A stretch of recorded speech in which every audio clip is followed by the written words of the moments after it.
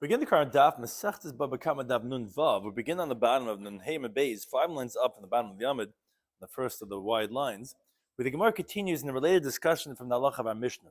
We spoke about the halacha of nifritza, partua listim, regarding indirect causation of damage. So the Gemara discusses regarding the parameters of certain things that you do, which are not directly damages, and therefore one will be put from dini adam, but will be chayiv b'dinei shemayim. Asher because but because the chesed turn to the Daf today's Daf b'schutz v'chim b'nei Yisrael and Yisrael throughout the entire world.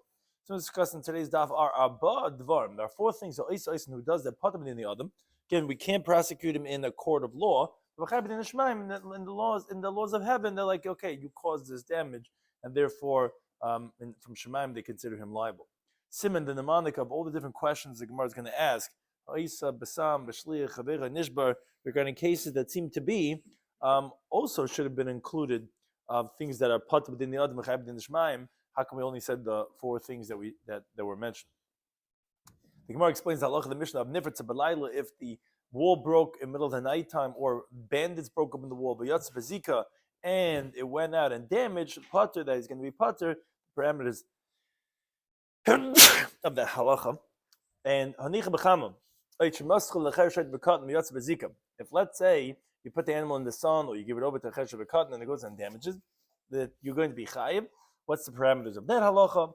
Listim, if let's say, like we said in the Mishnah, the bandits take it out, not just they break open the wall, but they actually take it out. Listen, chayavim, the Gemara wants to understand what's the liability for what did the bandits do that they took over? Is it the kamal ba'apa, they stand in its way, the kishua that they hit it, that they make it go, and therefore they actively caused it, and therefore they're going to be liable.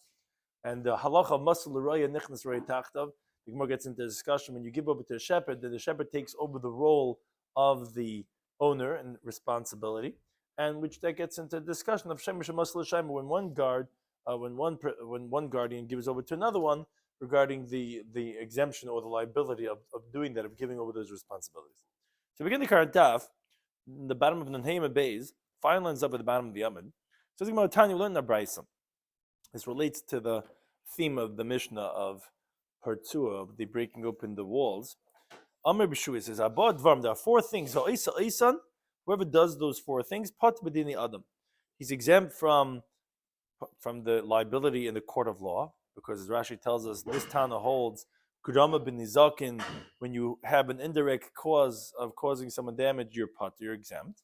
But you'll be liable for the punishment from heaven, because ultimately you did cause someone punishment, someone damage. What are these 4? So Hapayretz Geder, which is obviously related to the theme of our Mishnah. Someone breaks open a wall in front of his friend's animal. Now the animal goes out and runs away. So this guy just lost his animal because you broke open the wall and his horses all ran away. Number 2, someone bends over his friend's pile of grain in front of a fire, meaning towards the fire, so that the fire should burn it. Again, these are all grama, they're all indirect causes. And if he hired false witnesses to testify, and because of that, so now obviously this guy lost money because of the false witnesses.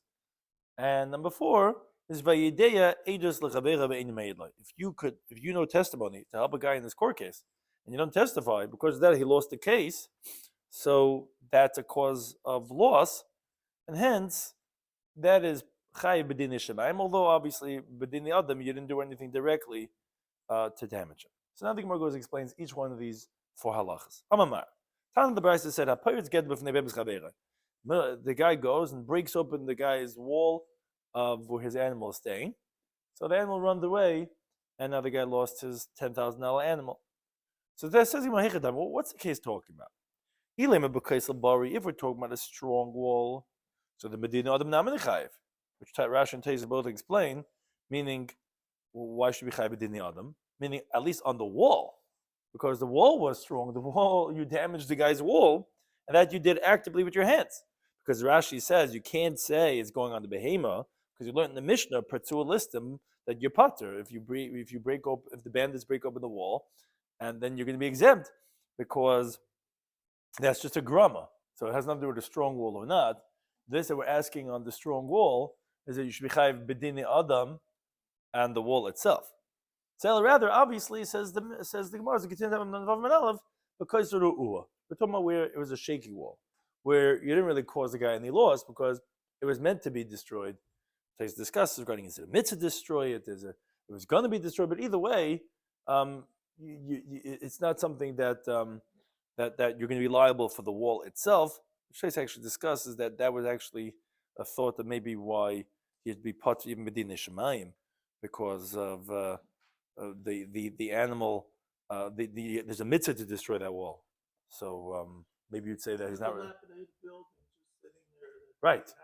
Right, exactly. That's what Taisa explains. Taisa explains differently than Rashi. You say that's even a havamina why you would say you're put medina shemayim or whatever. It doesn't really say, but I'm saying that's a chiddush also in the Pat b'din shemayim in the Chai b'din shemayim. No, basically you're responsible because you have to entertain to say what's going to be a cause of loss for the other person. So that's the chiddush in this case of the pirates get b'fnei b'mischaverai that is kosher ruah, and therefore you're pater on b'din adam and everything. The case number 2 was Amamar. The time of the Brisa said, if someone bends over a standing grain, a guy has a field with the standing grain, he bends it over b'fnei adleika. Now there's a fire blazing path through this path, and he's bending it over. Now the fire is going to consume it. So what's the case talking about? If when he bends it over, the fire is going to be able to get to it b'ruach mitzuya with a common wind, meaning if all things are normal, this fire is going to consume it. So, says the Gemara, I don't understand. He should be liable also in the court of law, as Chase explains, which Chase uses it as a question, but he says there's no difference if you bring the fire to the grain or the grain to the fire. What's the difference? So why would you not be chayv b'din adam? When you make a fire, and the fire goes and ravages, you chayv b'din adam. That's the mazik of eish. So what's the difference if you bring the fire to the grain or the grain to the fire? If you take someone else's fire, no, it's not shein regel. It doesn't make a difference exactly. What? No, you went and you bent over someone's grain. You went to his field, bent it over, and there's a fire coming. If it's a regular common wind that's gonna come and burn it up, and you put it there in the way, so then you should be liable. Tais discusses different nuances regarding if you moved it from where it was or you just bent it down where it was. But al kaponim,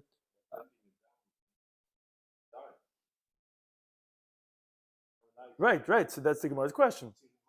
Yes, that's the Gemara. No, I'm saying meaning bringing it from one place to another place. Tais differentiates between if you tie something down where it is, or you bring it from somewhere else. That would be different. But al kaponim, for what our Gemara needs. The Gemara is saying then you should be chayv b'din adam too. So the Gemara says no. It's this that you bent it over. It now with an uncommon wind, meaning something that you would not have entertained. That's something that happened now because of you bending it down. So you're pat b'din adam, but you'll be chayv b'din shemayim even though it's an uncommon wind. But ultimately, it was because of you that this happened. That's one shot. Rashi says. A different shot. He says Toman Itmar. He says what happened was that this guy covered the guy's grain with blankets. When he saw a fire coming, he didn't make the fire. So then, what's the liability for? From the Shavi Toman Be'esh. What happened is that he made it that it's hidden from the fire.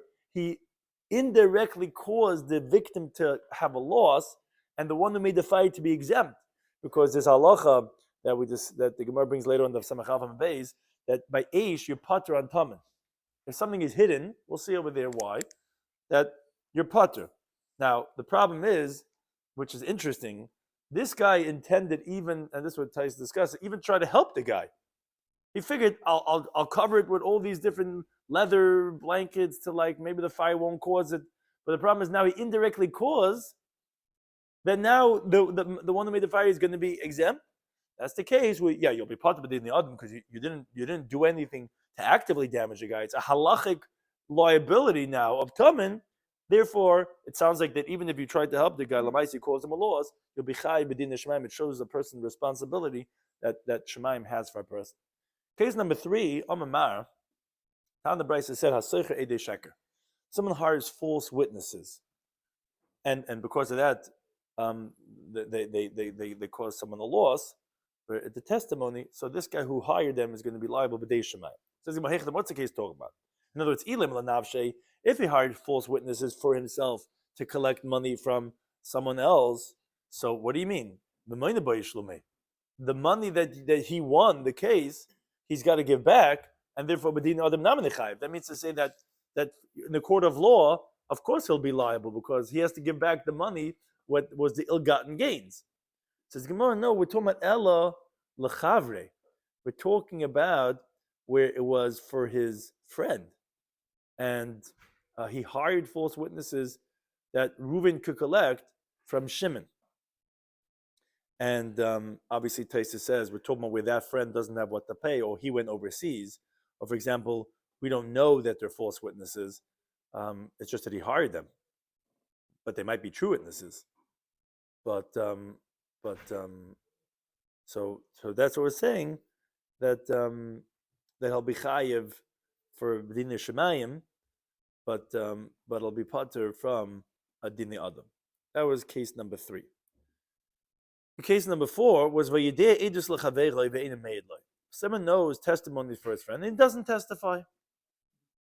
So it says the Gemara, what's the case talking about? And that is Ilam Beitrei. If we're talking about where it was 2 people, so Pshita obviously is going to be Chai B'dinei Shemayim because Dairaisa, that's biblical. The Torah says, Im lo yagid, if you don't say your testimony, and you carry a sin, which, as Rashi explains, that's talking about 2 witnesses.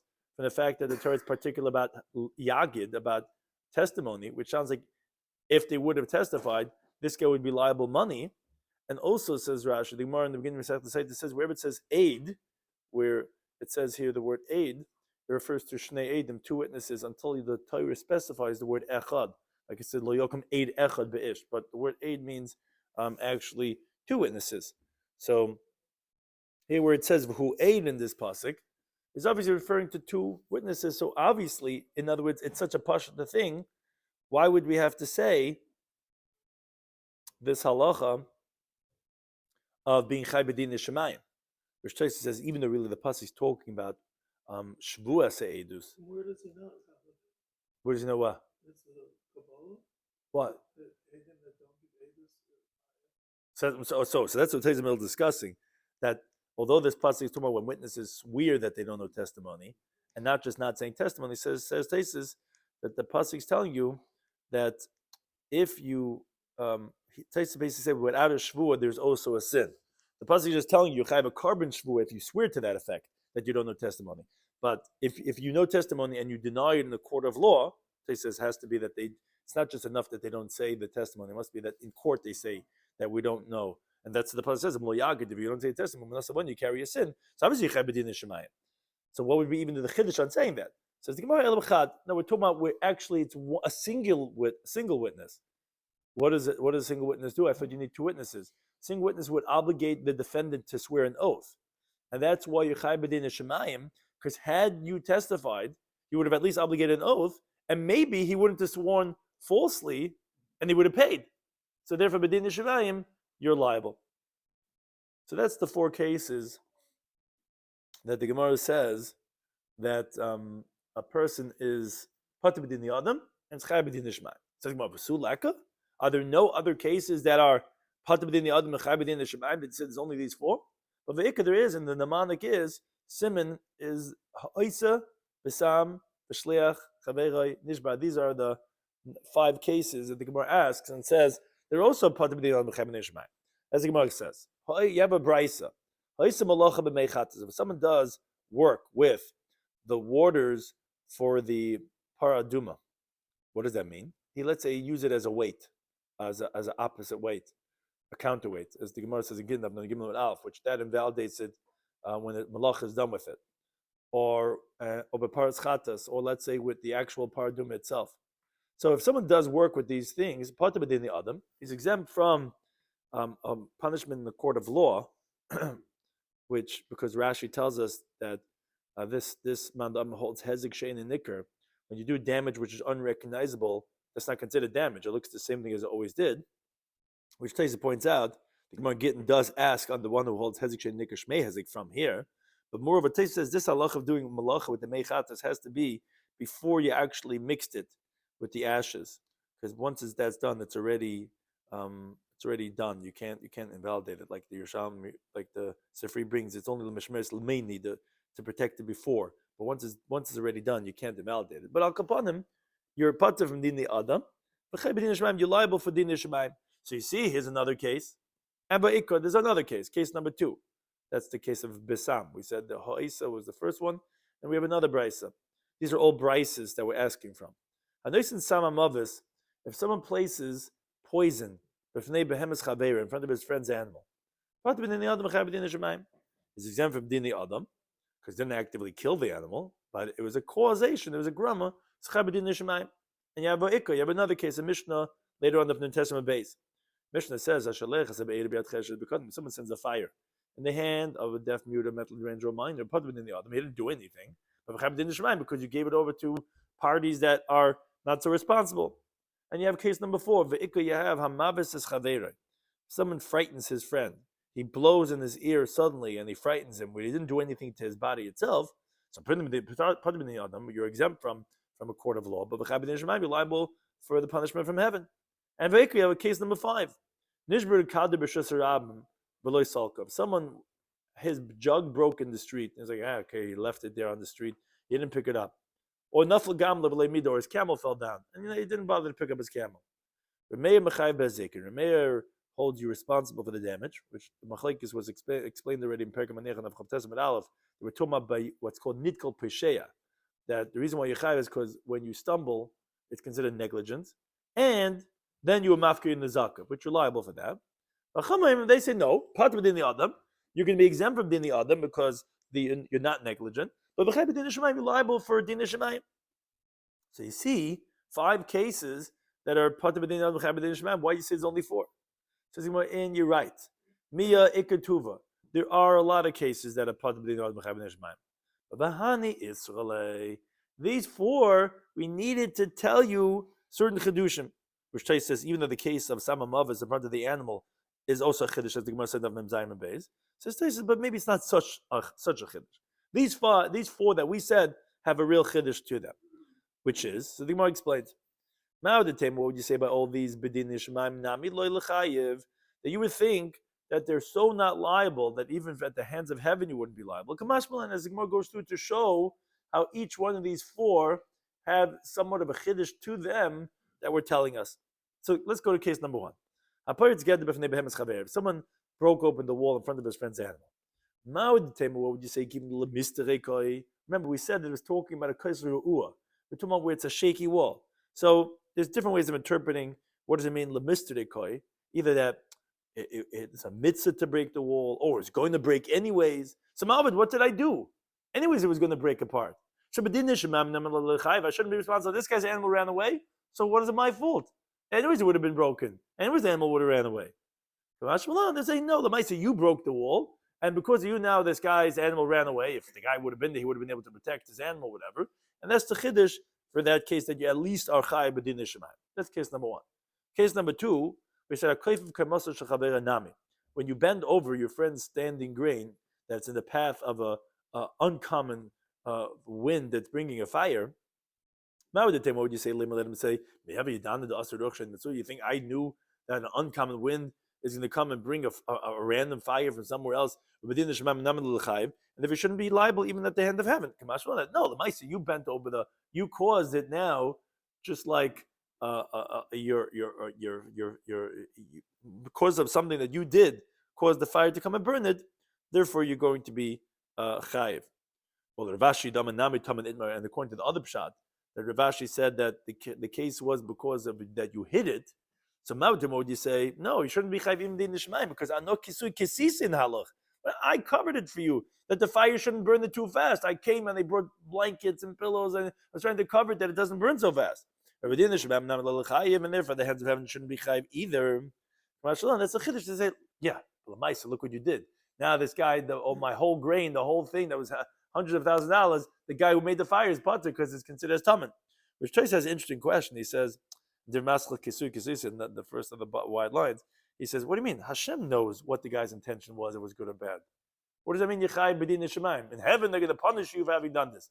But they know if you intended to help the guy or to cover the cause of a loss, that then now tamen, let's say, is potter.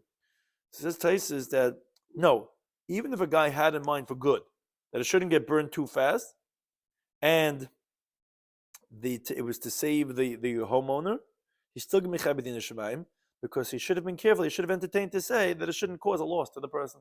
And you see how much responsibility we give to the guy. In Din Shemaim, they're going to hold you responsible for something that even though you had a good intention, but we know that the path is paved with good intentions, right? That you still have to realize that there's ramifications for what you're doing. And that's the chiddush that you're going to be chayiv B'din Shemaim. Case number 3 was Vasoicha Edu Sheker Nami. That case also when you hire false witnesses, that there's a chiddush over there that you're even going to be chayiv B'din Shemaim. Why?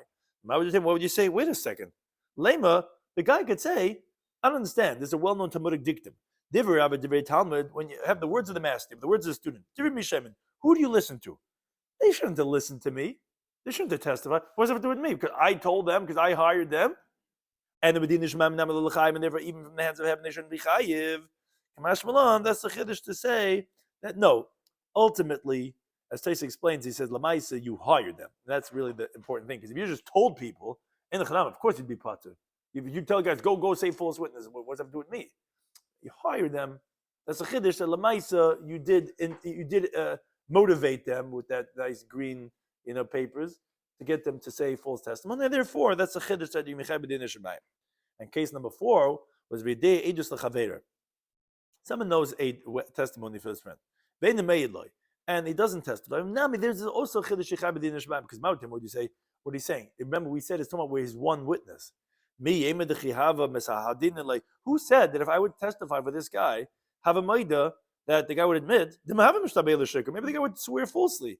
And within this and therefore, even at the hands of heaven, I shouldn't be liable. Even if Kapish Mai Galia, it's revealed that really the guy owes, and my testimony would require an oath. Who cares? He would swear falsely, so I didn't cause any loss. That's just saying that no, in Din Shemaim, they're going to hold you responsible because the Maisa, you could have caused the Shvua, and the fact that you didn't testify, in Shemaim, they hold you responsible for that loss. Now, continue our look at the Mishnah, which we said that Nifritza Balayla. We said if, let's say, the wall broke at nighttime, or if bandits broke on the walls, we said you're going to be patur, which we already brought from Taisis on the previous Amid.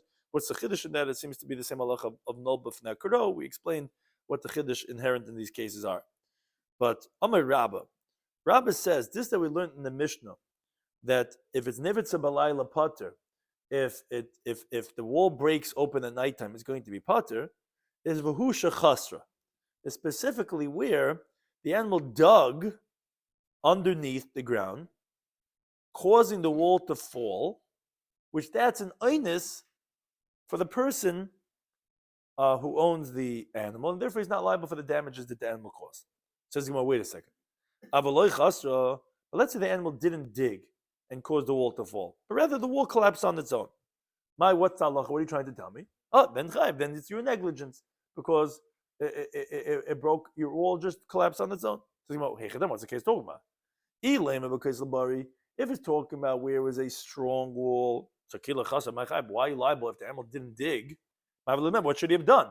This was they had the inspector come by, and when they built it, it was a strong wall. No, it's a shaky wall. Says the Gemara, so I don't understand. Then even when the animal digs, am I pata? Why is it exempt? So this is what's called tchilase b'pshia. The beginning was a negligence regarding the wall falling, because it should have fell because it was a shaky wall. But and even though the end happens as a oinus because it didn't fall rather through the animal digging, but says the Gemara, this is good according to the one who says, which the Gemara discussed this on Daf Chof Aleph, party, right? Even if originally what your actions are a negligence, but if the end happens as oinus, you're going to be patur, which the machlek is the end of a mafkin, but two versions of the Gemara according to what Rabbi Yosef said. So fine, if you say that you're pater, fine, okay. So therefore, chasra is lamaisa and einus. El mandam is class of shiba say by nischay according to one who holds that if you originally were negligent, and at the end ends up being an einus, you're going to be chayiv because your original action was negligence.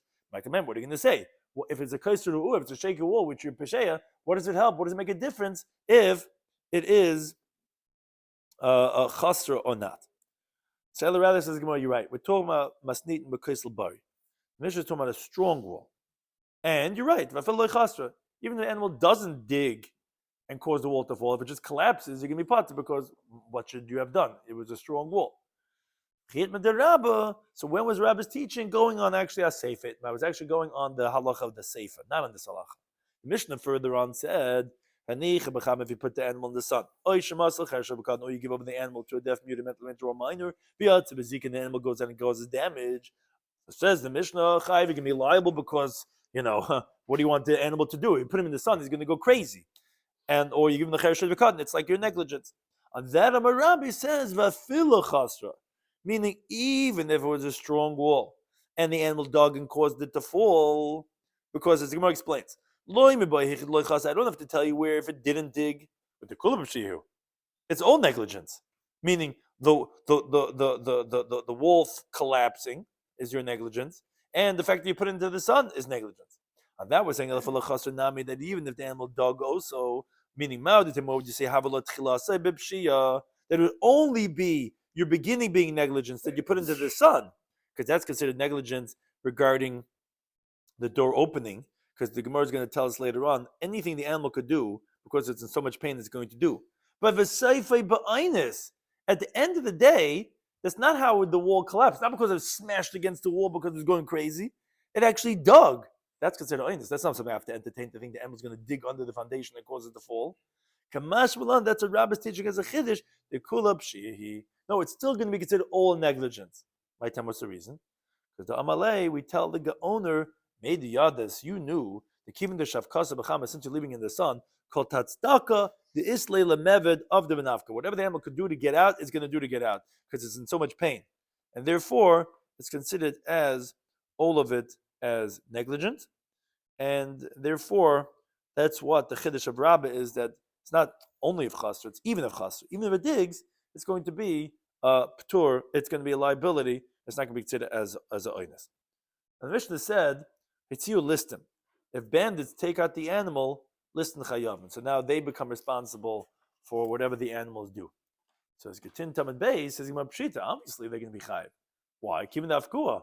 Since they took out the animal, which, like Rashi explains, there's mashicha, which you pulled the animal. There's shin rishus, a change of dominion, which is a kinyan for all halachas. So kaimala b'shusay l'chol mili. So obviously that it's in the possession of the gazlan for all halachas. Of course, the gazlan is going to be responsible. Which Taisa explains that it must be talking about where they took it out to steal, as the Yerushalmi explains. Which then you have what's called kinyan gezela. Then you can be responsible. Which Taisa actually asks. He says, "How do you know that it's in their possession, even to be liable for what the animal is going to cause damage?" Because says Taisa, that's what we're going on. We're going on the words of the Mishnah, "V'yatzav ezikah." But when that would cause damage, that we're saying that the gazlan, not that it's responsible for the damage to this animal itself, but the gazlan is going to be responsible for other damages that animal causes to other things. Because Taisa says you can't say that just like you give over to a shomer chin or a shoyel, that they take over the place of the owner, this would be a gazlan. Because no, maybe a shomer is chayiv, but a gazlan no, because we find certain things that the shomer is chayiv and the gazlan is pater. We find that when, let's say, the animal got weakened and he returns it, or the fruits got a little bit rotten, a little bit moldy. The Gemara later on the Tzadcheh says the gazlan can say, "Harish al chalafanecha, this I'm giving it back. It's not going to shinoi," and he's not claiming he's pater even by pshia because he didn't accept any shmira. But a shomer is going to be chayiv for all these types of things. So Taisus wonders. He says, "So how do you know that the gazlan is going to be chayiv over here for whatever damages the animal does? He's not like a regular shomer; he's less than that." So Taisus it's a svara that the gazlan takes the place of the owners. He says they took it out of the possession of the owner, who was responsible to watch it, and now the owner can't watch it because it was stolen from them. So obviously it's on the gazlan to watch it. Because Taisus says a very important principle. So regarding the zaken, who's considered a bailam? Call me shabi adl shamra. Whoever it has that that he has the ability to watch it. That's the one that has the responsibility. He's considered the Bailam. And therefore, that's what says Taisus, that it was so obvious to the Gemara that the Gazan takes over the responsibility of the owners. But if they took it out, of course they're going to be responsible. What's the chiddush of the Mishnah? It says the Gemara, no, loy tzricha, no. What we needed to say is the kamalo ba'apa. They didn't do meshicha. They didn't pull the animal out. They stood in front of it at all sides, that it couldn't go anywhere else, but to the standing grain that the animal ate. They stood in the way, and the animal had no choice but to go and where the grain was there, and it ate it. As the Gemara says, if someone positions his friend's animal, on another friend's standing grain, chayiv, the one who does that, is going to be liable. Which Taisa says there's a chiddush over here, even though it's not even his own animal, he's going to be chayiv for shein and regel. Because even though it says in the pasuk bi'irai, his animal, but here it is like his animal because he did it, and it's just like the halacha that the Gemara brings later on the Samach Beis, that when you light up someone's flax with someone else's candle, of course you can be chayiv, because you're causing the hezek. Here also, even though it's not your animal per se, but it's like your animal because you're doing it. You're causing this animal to eat up this other person's grain. Which the question is, Maimid. Rav's halacha was Maimid. That sounds like you actually held the animal with your hand and you brought it to the standing grain of that other person. Shita, of course you'd be chayiv. Says the Gemara, Lo tzricha, no, we're talking about the kamli ba'apa. We're talking about where you just stood in its way. And that's the chiddush of Rav, and that's the halacha that we're saying over here too, by the Gazan of our Mishnah. They didn't actually pull the animal out. That would be pasha. They just stood in its way and therefore had no choice but to go. And that's what we're saying that you're going to be chayiv. Now, Amalei Abayla Rabbi Yosef, he says that he kisha, the Gazlan hit with a stick, Amrtlan, meaning meaning not the case of Gazlan, meaning the case of Hamaimid, Bemes Chaveroi, of Rav's teaching, that of Rabbah who said it over, that it was hitting with a stick, Amrtlan. You told us by the case of Hamaimid, and that's why that person's going to be chayiv. He didn't just stand in the way; he hit with a stick. So the listim nami de kisha says Abai. Oh, great!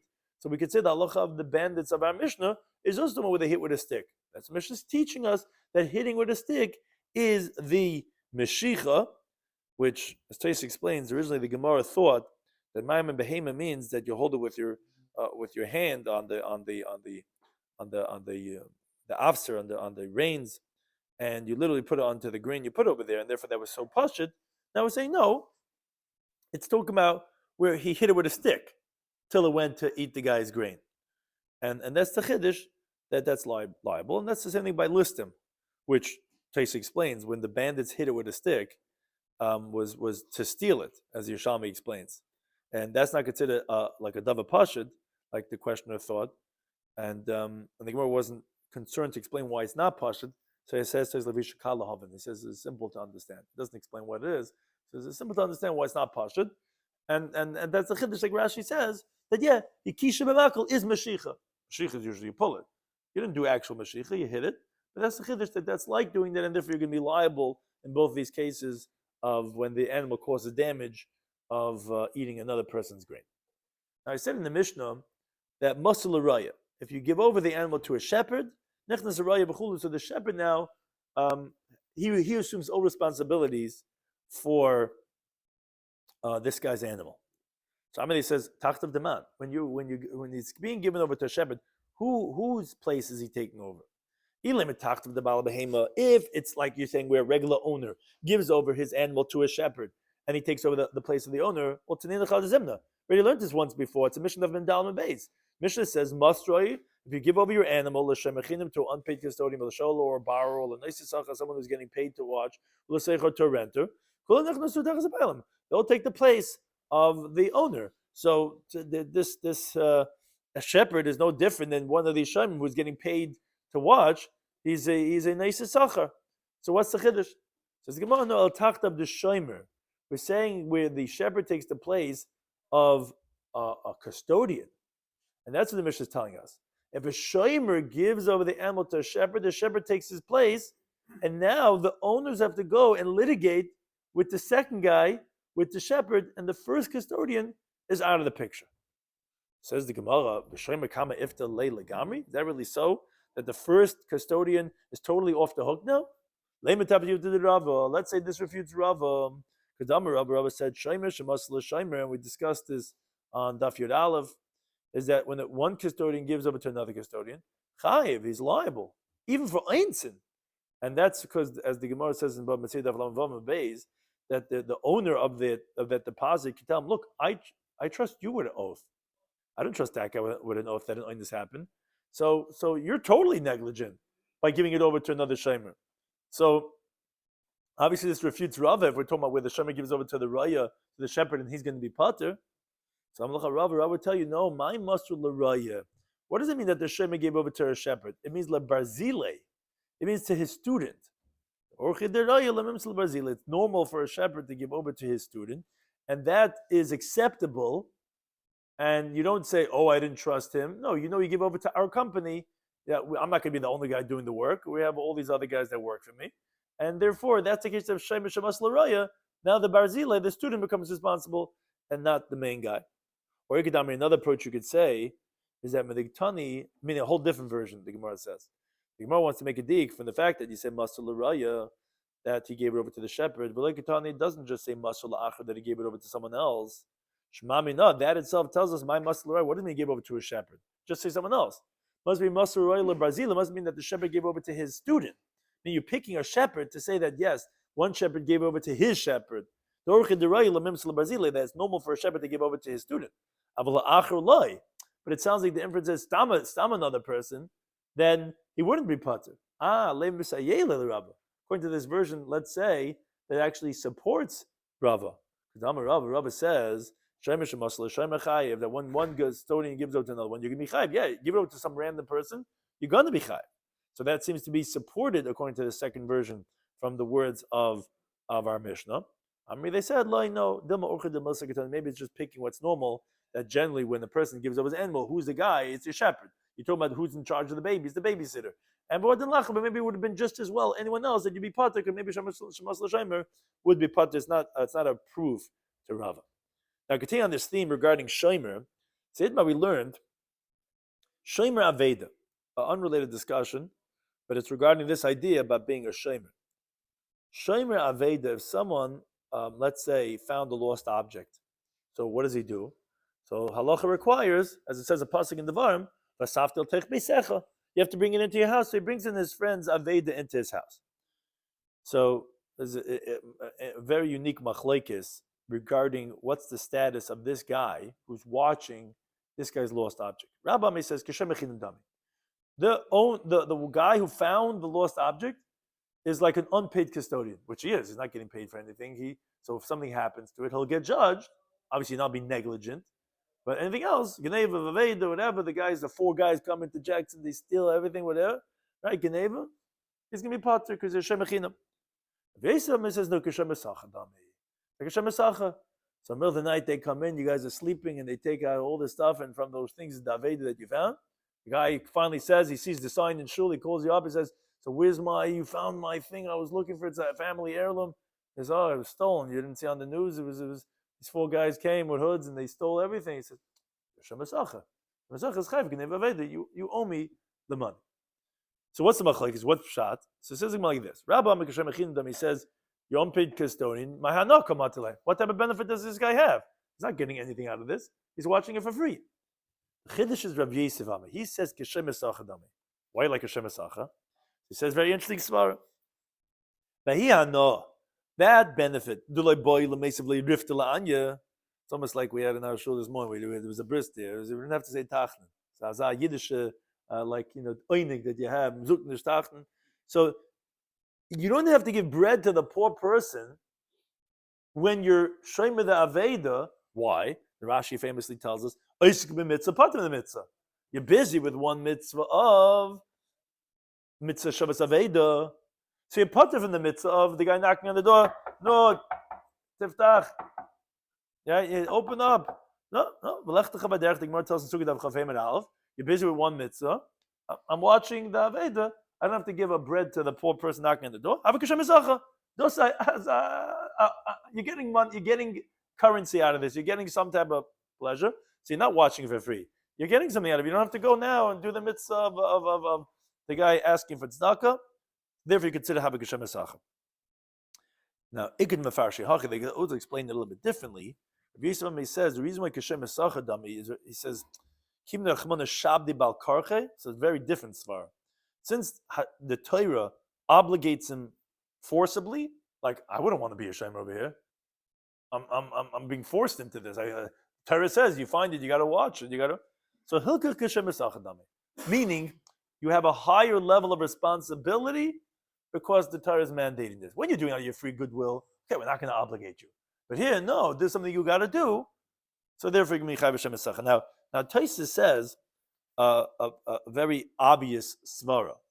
He says this, that if you're watching the Aveda, that you're a Hashem Esacha, you don't have to open up the door for someone knocking to give the poor man bread, is obviously only when you're busy at that moment taking care of the Aveda.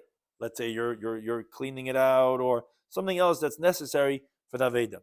But stam because you have an Aveda somewhere on the top shelf in your closet somewhere and you keep it there, together with the ksuba is over there, till Yomi comes, that's not going to say you don't have to give it tzedakah anymore. It's like a new zach. Here people have, the aravis on the doorway. No more tzedakah here. This has, big sign of Shaila and it has like, Al tavakesh tzedakah, yesh li Aveda, b'tor habayit, no more. No, of course that's not because of efshel kaim shneim. Of course you could do both.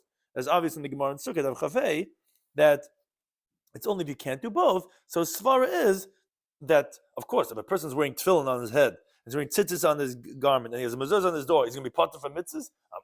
I'm oisik b'mitzvah. I'm kaim a mitzvah. No, that's not what it is. It's because you're busy, you're engaged, you're I'm middle doing something. I'm saying I'm middle doing something. I can't. So therefore, says Taisus, obviously that wouldn't exempt you. And Taisus at the end it goes through an interesting discussion regarding who do we paskin like, regarding this halacha. Thank you to any time for hosting us.